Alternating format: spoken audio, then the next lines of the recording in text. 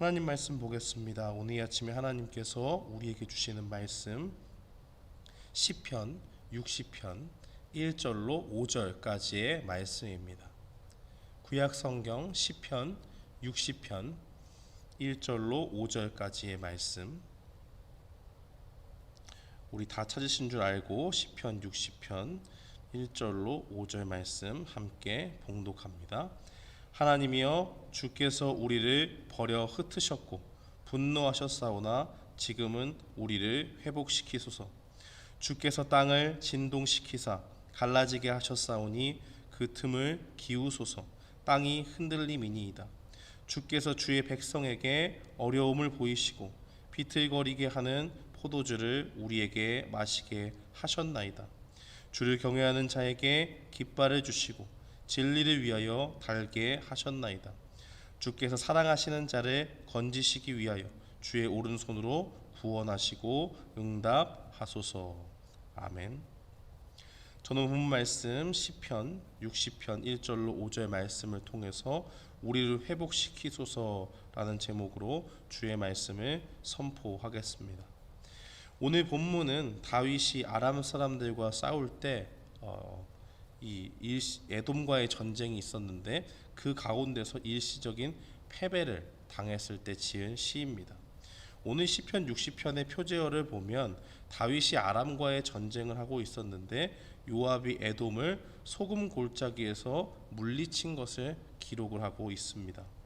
지역적으로 다윗은 지금 북쪽에 있는 아람 군대와 전쟁을 하고 있었어요.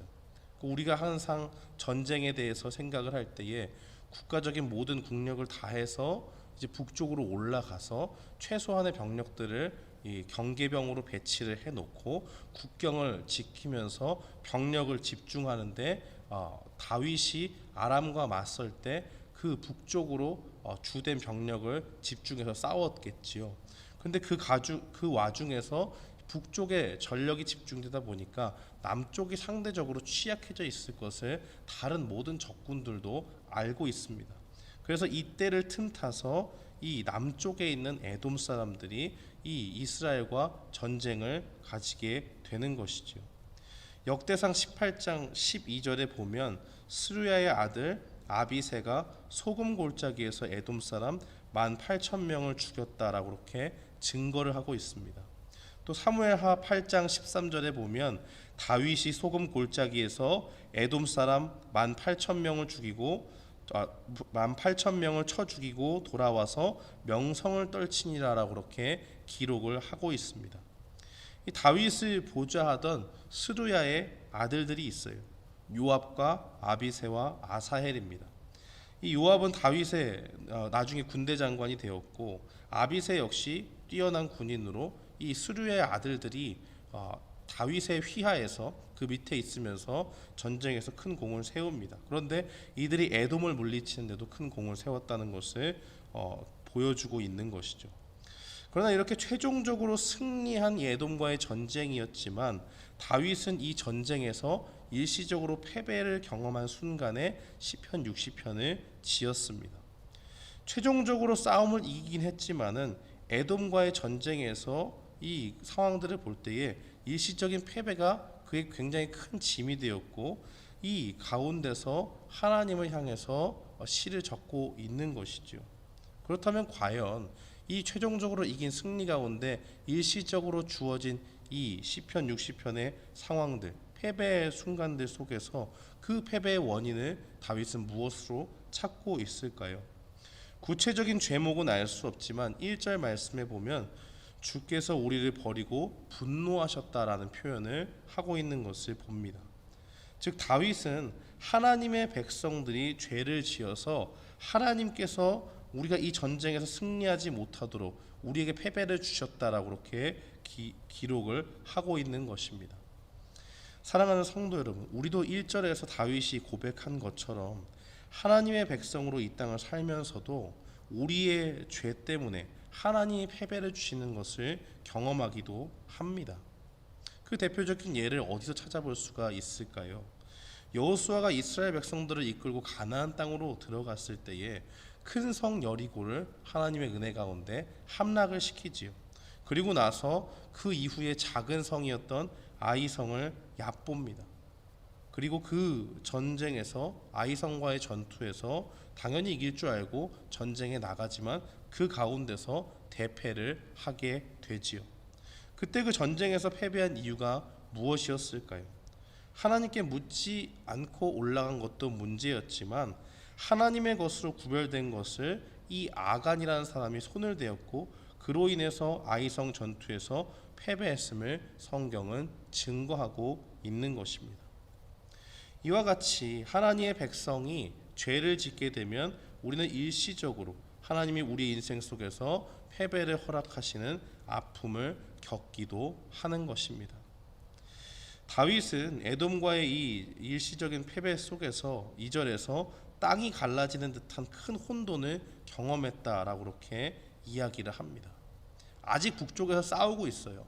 근데 에돔 이 북쪽에서의 아람 군대를 막는 것도 굉장히 힘겨운 싸움인데 남쪽에서 병력을 차출해 가지고 나아가야 될 그런 상황들이 벌어지니까 얼마나 심중의 마음의 부담이 크겠습니까? 그런데 그 가운데 패배의 소식이 들려지게 되면 그 마음 가운데 두려운 마음이 엄습할 수 있는 것이죠.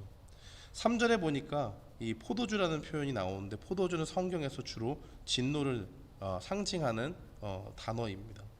근데 이 패배를 당한 이스라엘 백성들의 모습이 어떤 모습과 같습니까? 술에 취한 사람처럼 비틀거리듯이 무력한 모습임을 보여주고 있습니다. 그러나 이렇게 죄로 인해서 우리가 고난을 당하고 패배의 쓴맛을 보았을 때 우리가 하나님 앞에 어떻게 반응할 수가 있을까요? 4절 말씀에 보면 다윗은 패배의 자리에서 주님을 경외하는 자, 하나님을 두려워하는 자에게 하나님께서 깃발을 주신다라고 그렇게 이야기합니다. 깃발은 군대의 지휘권을 상징하는 것입니다. 우리가 전쟁을 할 때 이렇게 한두 평 이렇게 좁은 공간에서 몇 명이 모여서 하는 걸 싸움이라고 하지 전쟁이라고 하지 않지 않습니까? 전쟁은 굉장히 큰 장소에 따라 다르지만 주로 이 여러 명의 수백 명의 수천 명의 더 큰 단위의 사람들을 데리고 이 큰 그런 싸움이 벌어지는 것을 이야기하죠. 그러다 보면 여기서 말한다고 들리는 것이 아니에요. 그렇기 때문에 모든 사람이 알 수 있는, 모든 군대가 알 수 있는 신호가 필요합니다. 그것을 바로 깃발을 가지고 하는 것이죠. 이 전쟁에서 지휘관은 넓은 전쟁터를 효과적으로 이 전쟁에서 승리할 수 있도록 군인들을 움직이기 위해서 깃발을 작전을 지시할 때 사용을 했습니다. 그런데 다윗은 죄를 지었던 이 백성들이 죄를 회개하고 하나님을 두려워하는 마음으로 다시 주님 앞에 경외하는 자로 서게 될 때에 하나님께서 이 전쟁의 지휘관이 되셔서 우리에게 승리를 주신다는 것을 고백하고 있는 것입니다.